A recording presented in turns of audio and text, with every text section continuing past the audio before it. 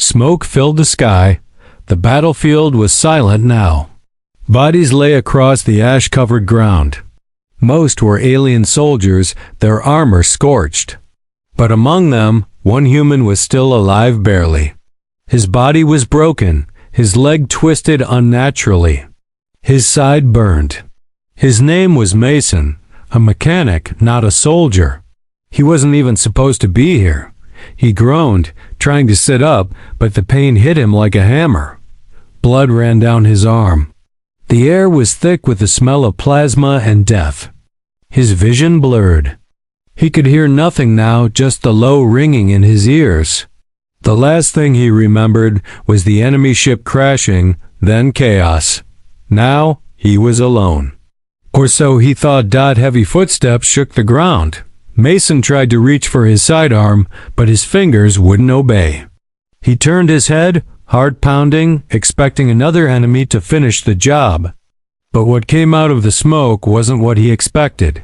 A giant 12 feet tall, humanoid, but not human. Muscles like living steel. Skin the color of deep copper. Long dread-like hair braided with bones. Eyes glowing faintly blue. She looked like a warrior from another world. And she knelt beside him without a word. Mason wanted to speak, but no sound came out. She touched his chest and he flinched. But her touch wasn't cruel, it was careful, almost gentle. She looked at his wounds, then at his face as if studying him. Her voice was low, strange, but he could still understand. You are not one of them. He nodded weakly. She lifted him like he weighed nothing. Her arms were warm. She moved fast away from the battlefield, through the trees, deeper into alien forest. Mason could see glowing plants, strange flying. Insects and giant roots twisting over the ground like snakes. The world blurred again. He passed out. When he opened his eyes, he was inside a cave. A fire crackled nearby. There were symbols drawn on the stone walls. He was resting on a bed of soft moss and fur, and she was there watching. She had cleaned his wounds.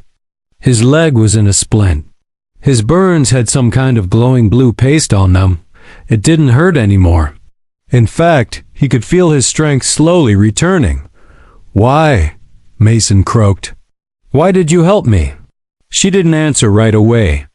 Instead, she offered him water from a carved horn. He drank slowly. It tasted like mint and something else he couldn't name. Finally, she said, because once your kind spared mine. He blinked. I don't understand. I do not expect you to, she said, but I saw you trying to protect the younglings. You were not killing for glory. I was just trying to fix the ship, he whispered.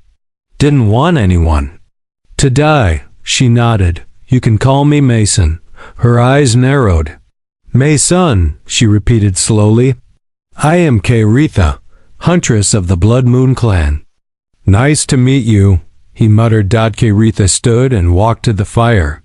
She placed strange herbs into a pot and stirred them. Her armor looked ancient and covered in battle scars. Her hands were large, but moved with care.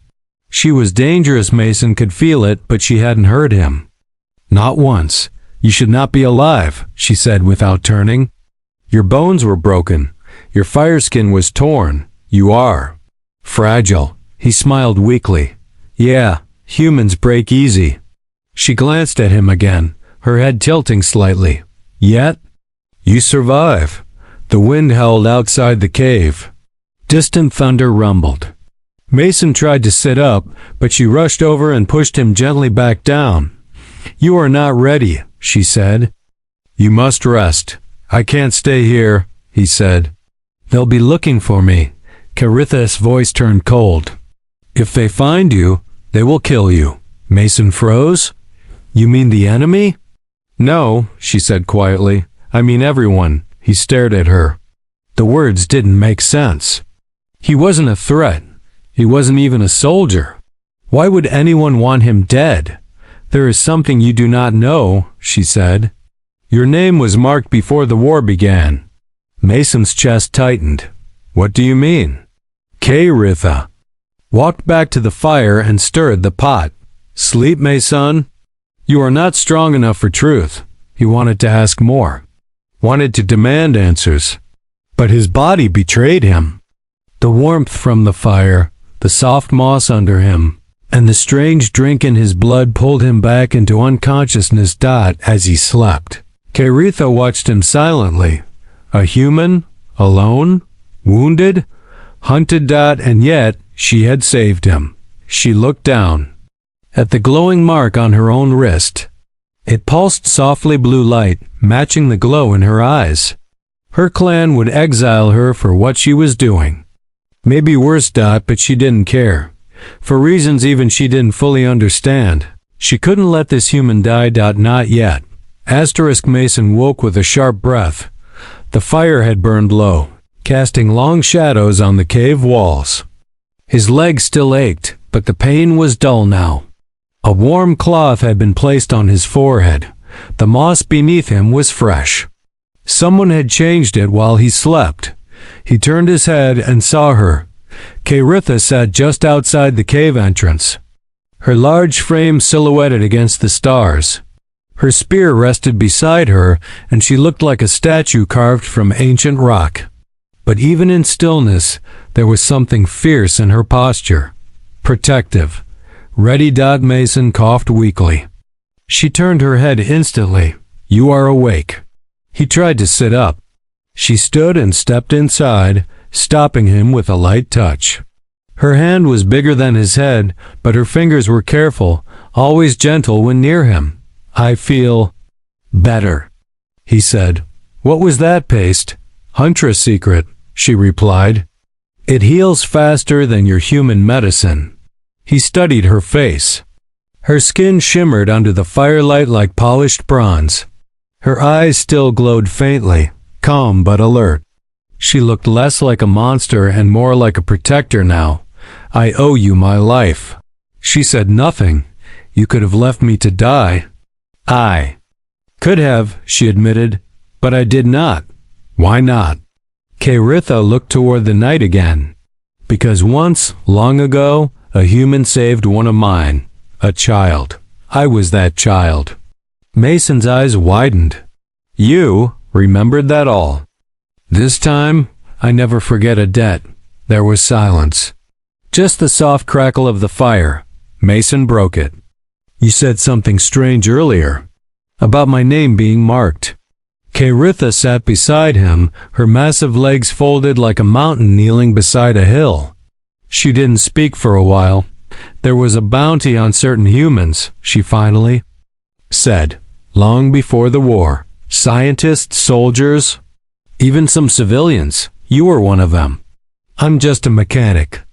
Then someone fears what you know. I don't know anything. Sometimes survival is threat enough. Mason couldn't argue. Too many things didn't make sense. Why had his name been listed? Why had the war started with no warning? Why had his transport ship been shot down mid-repair mission? Who placed the bounty? K'Ritha's eyes narrowed. The Unity. The ones who claimed to bring peace. They feared rebellion, truth, even kindness. He shook his head. That doesn't sound like peace. It isn't. She stood and began checking her weapons. Mason tried again to sit up and succeeded this time. You're leaving? No. Scouting. She tossed a small round stone near the fire. It glowed blue. If danger comes while I'm gone, touch this. I will return. She vanished into the dark with silent steps. Mason sat alone. The wind whispered through the rocks. The forest outside made strange sounds, creatures with sharp wings or glowing eyes. He felt small here, weak. Still, his mind was working. K'Ritha had saved him, but now she was risking herself to protect him. Why? Just because of a childhood memory? Or was there more? Hours passed before she returned, blood on her blade. You were attacked? No, she said calmly. I attacked them. Mason's eyes widened. Who? Hunters. Unity mercenaries. They were tracking your blood. He looked down. I'm sorry. Do not be, she replied. They won't be coming anymore. Mason didn't ask what she meant. He already knew. You're risking your life for me. You could be hunted. 2. I already am, she said, for choosing mercy over orders. But I'm just one man, he said. Why go this far? She looked at him. Her glowing eyes softened for the first time. Because mercy was shown to me. And because I believe your kind may not be as weak as my people once thought. Mason smiled faintly. You sure about that? You lived, she said simply. When others died, you spoke kindness when others screamed. You fixed things instead of destroying them. That is strength. He had no answer. She placed new herbs in the pot. Her movements were slower, now tired. Rest, she said. You must walk soon. Walk where? To the edge of this world. There is a place they will not follow, but the journey is not easy. And you'll come with me? Caritha gave a firm nod. I started this path, she said. I will finish it with you. Mason looked at her, this towering alien warrior who had every reason to leave him behind but didn't. She had killed for him, bled for him, protected him. And now she was planning to escape with him. Something was growing between them, not just trust. Something deeper. He didn't know where the road would lead, but he no longer feared it, because she was walking it beside him. The sun on this alien world rose like a red eye in the sky. Mason leaned against a thick tree, trying to breathe through the pain. His leg was wrapped tightly, but the splint made it hard to move. Still, he had managed a few steps today, slow and shaky, but steps nonetheless. Caritha watched from a short distance, arms crossed, her tall frame shadowing the trees behind her. She didn't rush him. She never did. But Mason could feel the tension in her. Something was coming. Something close. You need to move faster, she said without turning. They are closing in. I'm trying, Mason grunted, limping forward. I wasn't exactly built for jungle marathons. Caritha walked up beside him and bent down. You will ride. Before he could respond, she lifted him and placed him on her back like a child. He held on to the thick braids draped across her shoulders, surprised again by her warmth. Her body felt alive with strength and energy. Muscles moved under her skin like coiled cables. With him secure, she moved fast and silent, leaping over rocks, ducking beneath branches, weaving through the dense forest like a shadow with purpose. Traveled for hours. Strange birds screamed in the trees. Insects the size of his hands buzzed past. The world was wild, dangerous, but beautiful. And through it all, Caritha never slowed. Finally, they reached a cliff overlooking a vast canyon. Mist rolled up from below, hiding the ground far beneath. A narrow stone path curled along the cliff's edge, barely wide enough for one person. Caritha stopped. This is the Black Hollow, she said. Few cross it, even fewer return. And we're going in? There is no choice. She let him down gently and handed him a walking stick carved from a glowing root. I'll try not to fall. Do not joke here, she said seriously. This place listens. They started walking. The path was thin, the drop deadly. Wind howled around them. At times, Mason had to press his body against the cliff to let Caritha pass. She led the way, one hand always near her spear, the other gripping the rocky wall. Halfway across, the air changed. Mason felt it, a pressure. Like they were being watched. Caritha froze. Something is here, she whispered. A growl echoed. Through the mist, shapes moved in the shadows below, long, fast, and silent. Then, from the mist, a creature leapt up onto the path. It was huge. With 6 legs, razor-like claws, and glowing green eyes, its skin looked like wet stone. It hissed and crouched low, ready to pounce. Mason stepped back in fear, But Caritha didn't. She stood between him and the beast. When the creature lunged, her spear met it mid-air. The force knocked her back a step, but she held firm. With a snarl, she spun and drove the spear deep into its neck. The creature screamed and twisted, but she didn't let go. Mason could only watch in awe as she wrestled the beast, pushed it back toward the edge, and then kicked it off the cliff. It fell silently into the mist. Caritha breathed hard, blood dripping from her arms. Mason ran up to her, grabbing her shoulder. "You're hurt." "It is nothing," she said. "You protected me." "I always will." They kept moving, slower now, but more alert. No more creatures came. The mist began to clear as they reached the other side. There, hidden between two massive stones, was a narrow cave opening. Caritha pulled aside a curtain of vines and revealed a hidden tunnel. "This way," she said. Mason stepped inside. The cave glowed with soft light. Strange crystals lined the walls. Carvings covered the stone, ancient symbols, some of them familiar, almost human-like. "What is this place?" "Old refuge," she answered. "From the time before war, my people used to hide here." She led him to a small chamber deeper inside. Water flowed from a crack in the wall into a pool. Moss grew thick on the floor. "This is safe? For now." Mason sat down and looked at her. "Why are you doing this? You could have just saved me and left. Why go so far?" Caritha lowered herself beside him. "My people once believed humans were weak, emotional, soft. But now I see something else." He tilted his head. "Like what?" "Hope," she said. They sat in silence. In that quiet moment, Mason realized something strange. He didn't feel lost anymore. Yes, they were being hunted. Yes, the world was dangerous, but with Caritha beside him, he felt safer than he ever had during the war. As he looked at her, at the warrior who risked everything for him, felt a strange warmth rise in his chest. Not just gratitude, something deeper. But he didn't say anything yet. He just closed his eyes and whispered, "Thank you." Caritha didn't reply, but her hand rested gently beside his on the stone floor. Mason couldn't sleep that night. He lay on a blanket of moss in the glowing cave, listening to the quiet sounds of the underground spring. Caritha sat a few feet away, sharpening her blade. Sparks flew from the edge of her spear as she dragged it slowly against a stone. She hadn't spoken much since they entered the cave. Something weighed on her mind. "Do you ever sleep?" he asked softly.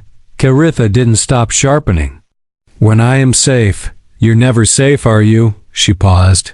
"No." Mason sat up slowly, careful with his leg. "Are we being followed again?" She finally turned to look at him. "I do not know, but I feel watched." Mason glanced toward the tunnel. The glow of the crystals flickered slightly, as if reacting to something. Or someone. "Should we keep moving?" Caritha shook her head. "You are still healing. If we leave too soon, you may not survive the next climb." He sighed and looked down at his hands.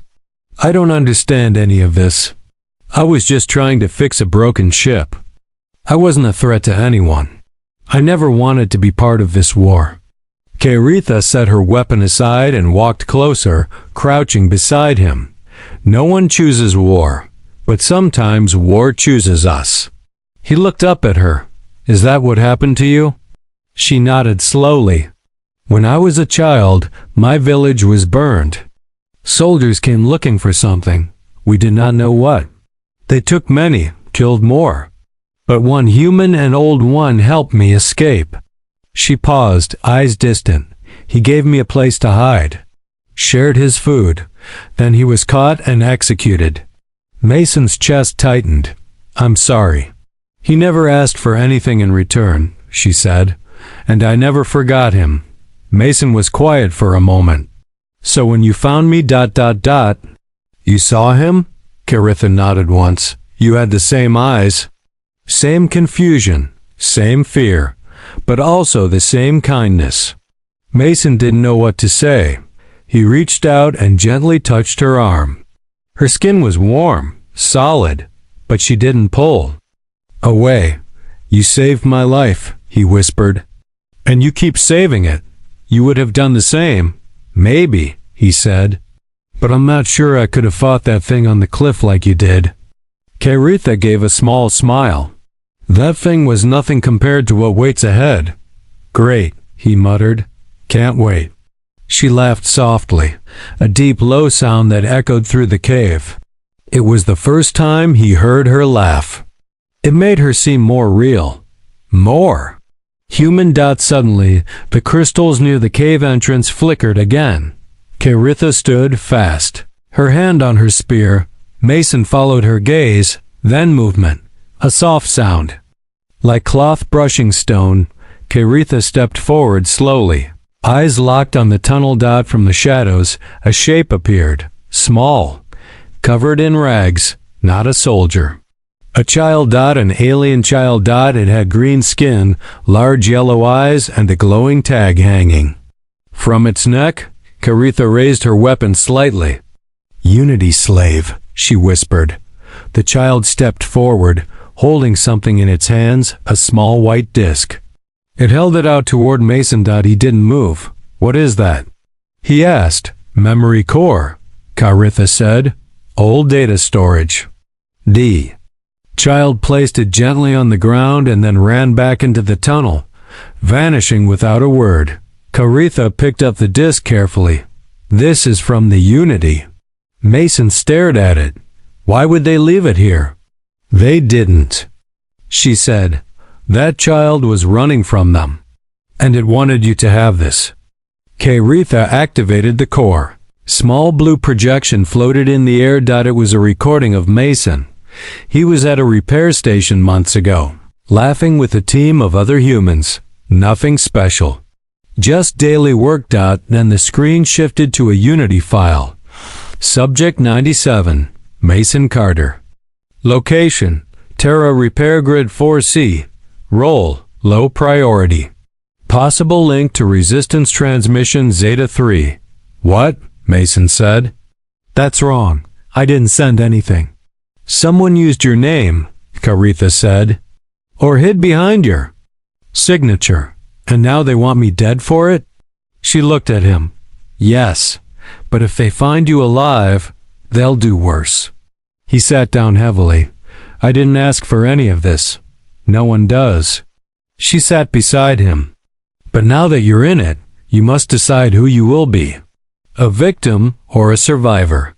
Mason looked at her, this giant alien warrior who had lost everything and still stood strong.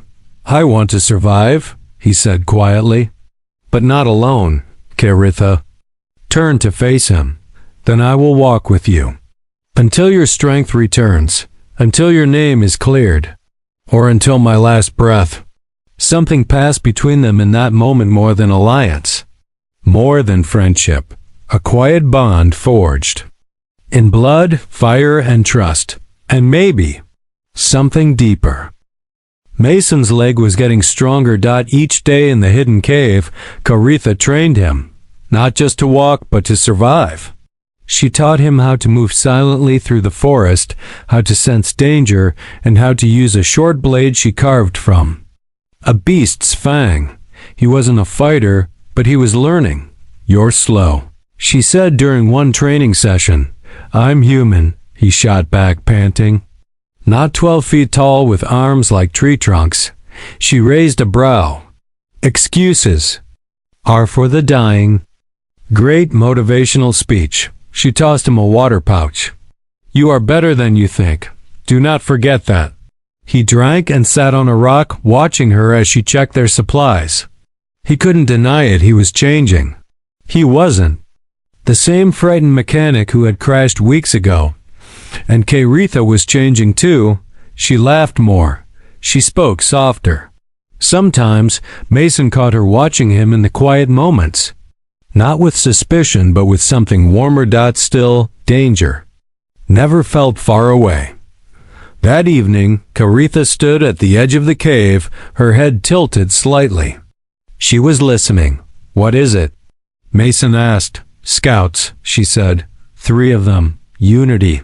His heart jumped. "Are they close?" "Less than 2 turns from here." She picked up her spear and handed Mason his short blade. "We cannot." "Stay." He nodded and grabbed the pack she prepared days ago just in case. They slipped out through the back tunnel Caritha had used as a child. It led deep into the mountain, through cracks in the stone and forgotten paths. The air was colder. Here, damp, and filled with the hum of something old like the mountain itself was alive. "Where does this go?" Mason whispered. "To the old gate." "What's that?" "A portal. Buried long ago. If it still works, it can take us far from Unity's reach. And if it doesn't?" Caritha didn't answer. Hours passed. The deeper they moved, the stranger the tunnels became. Alien writing covered the wall shapes Mason didn't recognize. Blue vines crawled along the ceiling, pulsing like veins. Then the tunnel opened into a large chamber. At its center stood an arch made of black stone. Floating above it was a shattered crystal. Wires dangled from the ceiling like roots. Caritha approached it slowly. "This is it," she said. "It doesn't look alive. It's sleeping. Can we wake it?" Caritha touched the crystal. Nothing happened. Then she pulled something from her belt, a small shard of metal. It pulsed with the same faint light as her eyes. "This was given to me by my father," she said. "He was the last to pass through this gate before it closed." She placed the shard into a slot in the arch. The crystal above flickered. Light danced through the stone. The room shook. Mason stepped back as the arch came to life, glowing with swirling blue energy. "It works," he said. Caritha didn't. "Look happy. That means they can follow. We'll move fast." But just as they were about to step forward, a sound echoed from behind. Footsteps? Many. Caritha turned fast, spear ready. Mason stood beside her, blade shaking in his hand. Then shadows appeared at the tunnel entrance. Unity soldiers. 6 of them, heavily armored. Weapons glowing. One of them stepped forward. His voice echoed through a speaker. "Human Subject 97. Step forward. You are ordered to surrender for Unity processing." Mason's mouth went dry. Caritha growled. "Touch him and you die." The soldier tilted his head. "You are protecting a criminal. He is innocent. All targets marked are guilty by order." Caritha glanced at Mason. "You run, I fight." "No," he said firmly. "I'm not leaving you. You must live." "I'll live better if you come with me." More soldiers stepped forward. Caritha whispered, "Then we fight together." She charged first, her spear slicing through the air like lightning. Mason stayed behind her, blocking blasts with the edge of his blade, dodging to cover. One soldier fired at him. Mason fell back behind a stone. He looked up and saw Caritha leap into the air, her body spinning like a storm. Her spear struck the enemy with crushing force, but then one soldier got past her. He aimed straight at Mason. The shot fired. Time slowed. Caritha turned too far to stop it. Mason raised his blade on instinct. The blast hit, searing heat shot through his side. He fell. Caritha screamed a roar that shook the chamber. She tore through the remaining enemies like fire through paper. When it was over, she dropped beside him, pulling him into her arms. Blood poured from his wound. "I'm sorry," he whispered. "Don't speak." Her eyes burned brighter than ever. "You are not dying here. Not now." She lifted him carefully, turned to the gate, and stepped through the light with him in her arms. Behind them, the mountain trembled. And the portal closed. Mason woke to the sound of wind. It was cold. Not the damp chill of a cave, but open, dry air. His body ached, his side burned. He tried to move but groaned in pain. Kairitha was kneeling beside him, pressing a warm cloth against his wound. Her brow was furrowed, jaw tight. Her large hands trembled slightly as she worked. "You're safe," she said softly, not looking at him. "You're alive." "Barely," Mason whispered. The pain was sharp, but his voice carried a hint of humor. Kairitha finally looked at him, and relief washed over her face like a crashing wave. "Don't joke," she said, voice tight. "You lost too much blood." "I thought." "I know," he said. "But I'm here," she nodded and leaned back. "We made it through the portal. It took us to the old lands, my clan's first home. No one uses this place anymore. It's hidden, safe." Mason turned his head slowly. They were in a vast canyon, surrounded by tall red cliffs and deep shadows. The air was dry, the wind thin. A small fire crackled near the rock wall. Supplies were spread out beside it, roots, leaves, alien fruit Kairitha must have gathered. "How long was I out?" he asked. "3 cycles. I watched over you." "You? Didn't sleep? Didn't want to?" He smiled weakly. "You really are terrible at resting." Kairitha gave a faint smile but said nothing. Mason stared at the sky above them. Twin moons hung high, pale and still. "Why are they hunting me so hard?" he asked after a long silence. "It was just a mistake. Some signal bounced through. My repair station maybe used my ID. But why chase me across planets?" Kairitha leaned her back against the rock wall. "Because Unity does not forgive mistakes. They erase them. They fear voices that do not follow. Your name is tied to resistance, even if you did nothing. And now, it's not about guilt. It's about example." "They want to make me disappear," he said. She nodded. "So others." "Stay quiet." Mason looked at her.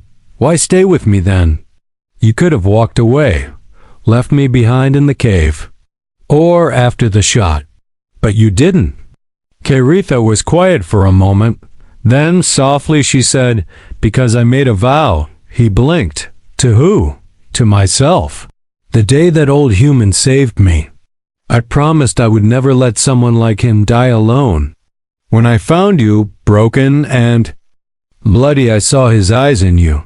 I saw kindness and courage and confusion, but not weakness." Mason swallowed hard. "I don't think I'm brave." "You are," she said. "Bravery isn't the absence of fear. It is walking anyway wounded, scared and unsure. And you keep walking." He looked down, then slowly reached out. His hand touched hers. Kairitha didn't pull away. "I can't win this alone," he said. "I don't even know what I'm running from anymore." "You are not alone," she said firmly. "Not as long as I draw breath." Their eyes met. Something passed between them, raw and unspoken. Not just loyalty, not just survival. Something warmer, deeper, fragile yet strong. She stood and looked toward the sky. "They'll search this world too. They always do. We must reach the signal tower." Mason frowned. "Signal tower?" "It's an old relic, buried deep in the canyon's core. It can send a message across galaxies encrypted. We can tell the truth, show your innocence, call for help. And maybe reach the resistance?" he asked. Kairitha nodded. "Yes, if they still exist." Mason sat up slowly, biting down on the pain. "Then let's find it. You need rest." "I need justice," he said, "and I need to stop running." She looked at him proudly. "Then we go at first light." That night, Mason couldn't sleep again, not because of pain, but because of purpose. He stared at the stars above. Somewhere out there, someone had set him up. Someone had started this war, and he was just a name in their system. But Kairitha didn't see him as a name. She saw a person, and now, together, they were going to fight back, not with rage, but with truth. Maybe they wouldn't survive. But Mason was done hiding. He was human. And that meant something again. The sun rose slowly over the red cliffs. Mason and Keritha stood at the edge of a narrow path that led deeper into the canyon. The wind carried dust and the distant call of strange winged beasts. Keritha held her spear tight. Mason leaned on his walking stick, the pain in his side still there but bearable. They had one goal now: reach the ancient signal tower. It's hidden beneath the canyon, Keritha said. Buried long ago when the Unity feared what it could do. Mason nodded. Let's go wake it up. The path was dangerous: tight corners, loose rock, deep drops. At one point, Mason slipped and nearly fell. Keritha caught him with one hand and pulled him back with ease. Maybe you should carry me again, he joked. I would, but you are heavier than you look. He laughed despite the pain. Finally, after hours of climbing and searching, they reached it. Half buried in the canyon wall was a tall metal door covered in dust and vines. Keritha wiped it clean, revealing old alien symbols. Will it open? Mason asked. She placed her palm on a glowing panel. It clicked. The door creaked. Opened slowly, releasing a gust of cold air from within. Inside was darkness and silence. Keritha lit a torch from her pack and led the way. The walls were lined with old machines, rusted but still humming faintly. They passed control panels, broken screens, and thick cables covered in moss. This place had been forgotten for centuries. At the center of the chamber was a tall spire. Around it, a circular console still blinked with faint blue lights. This is it, Keritha said. Mason stepped closer. Can I really send something from here? With my shard, she said, pulling the same glowing metal piece she had used at the gate. It will connect the tower to the ancient network. It cannot be traced, not right away. He took a deep breath. Keritha inserted the shard into the console. The lights brightened. The spire came to life, vibrating with power. A soft voice spoke in an alien language, then switched to standard. Ready for transmission. Mason leaned over the console. He began recording. My name is Mason Carter, civilian mechanic. I've been hunted for something I didn't do. They say I sent a signal tied to the resistance. I didn't. Someone used my ID. I've been running ever since, chased, nearly killed, marked for execution. He paused. But I'm not running anymore. I've survived because of someone the Unity would call a savage. A huntress, a giant. But she is more human than most people I've met. She saved me when everyone else wanted me dead. Her name is Keritha, and if you're listening, please hear this. The truth matters, even now, even in the dark. He stepped back. The tower asked, Send? He looked at Keritha. She gave a slow nod. Send. The lights flared. A pulse shot up the spire, and the signal flew into the sky, silent, unseen, but real. It was done. For a moment, there was peace, but it didn't last. A sharp sound echoed through the chamber. Keritha spun. The door slammed shut. Mason turned in shock. What? Figures dropped from above. Unity agents, 4 of them, fully armored, weapons raised. Step away from the console, one said coldly. Keritha stood in front of Mason. You are too late. The lead soldier spoke again. The message was intercepted. No one will believe it. No one will come. Mason stepped forward, limping. Maybe, but I believe. And I'm still here. Then die screaming. The soldier aimed, but Keritha was faster. She threw her spear. It pierced through his chest with a sound like thunder. The others fired. She grabbed Mason and rolled behind the console. Blasts flew overhead. Mason pulled his short blade. I'm not hiding. Keritha's voice was firm. We fight together. They moved as one. Keritha struck hard, a blur of power and fury. Mason moved carefully, striking when the chance came. They fought side by side, heart to heart. When it ended, the chamber was silent. All 4 soldiers were down. Kayritha was bleeding from her shoulder. Mason had a cut on his arm. They looked at each other. Alive. Together. The spire dimmed. Its job done. Kayritha fell to one knee. Mason caught her. You okay? He asked. I will heal. He helped her stand. What now? He said. We wait, she answered. Either someone hears the truth, or we live in it alone. He smiled. Not alone. They left the chamber, walking slowly back into the canyon light. The wind was soft now. The sky quiet. Above them. Something moved. A distant ship. A signal flare blinked in the sky. Mason and Kayritha looked at each other. Maybe, just maybe. Someone had listened, but even if they hadn't, Mason knew one thing. He wasn't just a wounded mechanic anymore. He was a survivor. And she, his protector, his guide, his bond, was more than just an alien warrior. She was his reason to keep going. Together, they stepped into the future.